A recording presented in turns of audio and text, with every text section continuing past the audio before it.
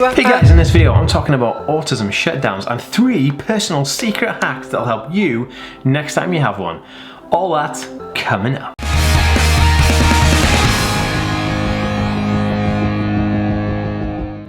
Hey guys, welcome back to TheAspieWorld. My name is Dan. I have autism, ADHD, OCD and dyslexia, and I make weekly videos on this type of content. So if you're new around here and you don't want to miss another video and you want to learn more, remember to hit that subscribe button by clicking the notification bell. And also, if you're watching over on Facebook, be sure to give this page a like and a follow to see more videos just like this one.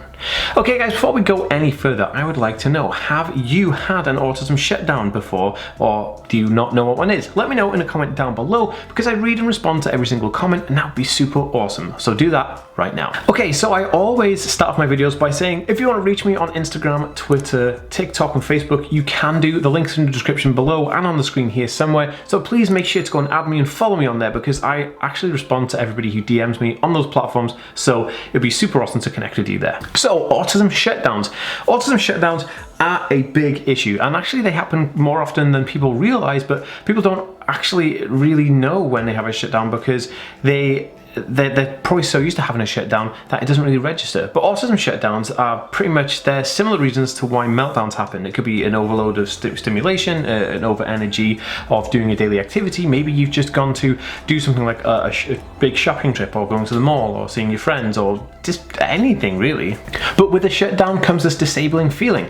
When you have an autism shutdown, it begins to create this like disabling emotional overload that is like information overload that then causes you to kind of just completely shut down, just get all quiet, get all self inside, and just like, you know, it's kind of like when you just have no energy to give, so you've just completely flatlined, and that flatline is a shutdown. You don't want to talk, you don't want to do anything, you can't really register, you can't process information, you can't talk to people. It's pretty much not a good deal, and I actually haven't quite often. Now, I know that you will know exactly what I'm talking about, so if you know what it feels like and what I'm talking about here, please give this video a thumbs up so I know that we relate to each other, because you guys are amazing, and you're the thinking differently fam, and I love that. Okay, so I decided that I would write down 3 pretty awesome hacks or secret tips to help you with autism shutdowns, which we're going to get into right now because I love you. Okay, so number 1, this is very easy. This is probably a simple one, and it's a no-brainer. This one is alert somebody as soon as possible.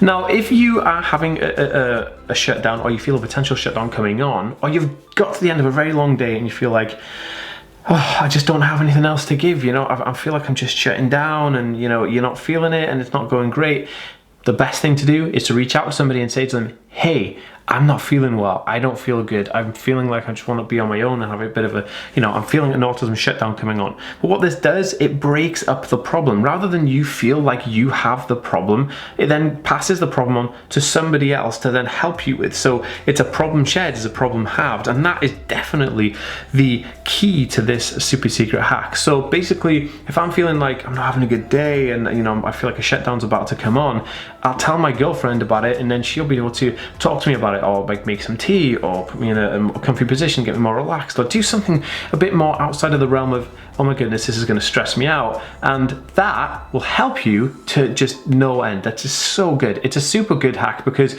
it's a no-brainer, but it's something that people don't always think about. So by just bearing that in mind and being aware of it, you'll definitely be able to make a difference next time this happens. Okay, so number 2 is one that I kind of discovered when I was playing a show. So I play music, right?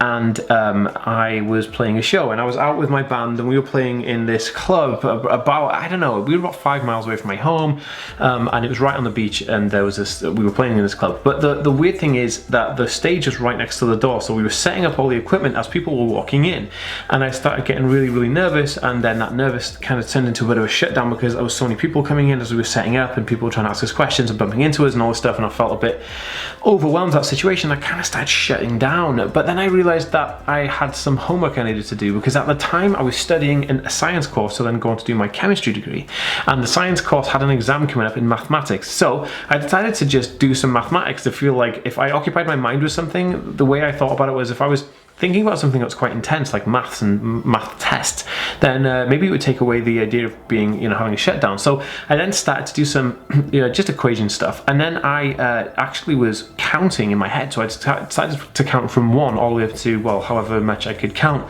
and that actually really did help. So this secret hack, this secret tip, is to simply count in your head. You can count out loud if you want to, but if you are starting to feel like you are getting overloaded, you're going to have a shutdown, then why not try to count? Counting is great, and it's a good fun exercise to stimulate and calm the mind at the same time. It stimulates the right part of your mind to get you engaged in something that gives you focus, but it also calms the mind because it's a nice, repetitive, soft, self-soothing kind of repetitive thing where you like 1, 2, 3, 4. It's so soothing, and I love that. I actually really enjoy counting. I don't know if anybody else does. If you enjoy counting, pop me a comment down below and be like, Dan, I'm a counter.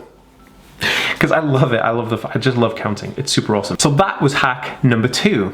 Okay, so hack number 3. This one is a really interesting one, and I discovered this hack by accident. So a friend of mine, Tom, and I were doing a degree in chemistry, and whilst we were doing the degree, chemistry comes with all kinds of stuff where you have to learn how to draw, you have to learn how to be good at maths, you have to learn how to be good at computing, and you have to learn all kinds of like theoretical things in your head. You have to imagine how things like move around and stuff. There's a lot of things to remember. And a friend of mine, Tom, who's a very clever, actually he's probably the cleverest person I know, Tom actually said that he had this hack where he would, to remember things, he would like squeeze his hand really tight, like make a fist, and when he did that, he held it for like 5 seconds, he would be able to recall things that he was trying to dig down deep, and I wondered if this worked. So I tried this to remember to do something, or when we were trying to remember something in exam. It actually did work for the memory thing, but something else magical happened.